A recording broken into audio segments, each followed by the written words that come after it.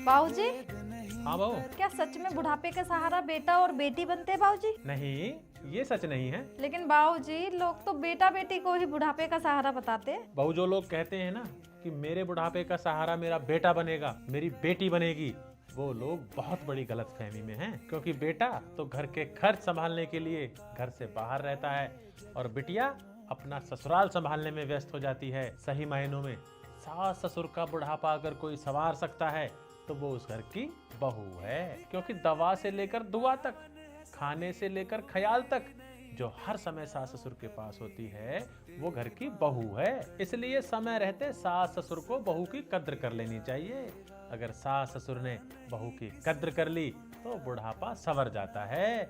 बहू घर की नौकर नहीं होती, घर की तकदीर होती है। सही कहा बाबूजी, जिस घर में बहू की इज्जत नहीं होती वहाँ बुढ़ापा भी इज्जत से नहीं कटता। प्रणाम।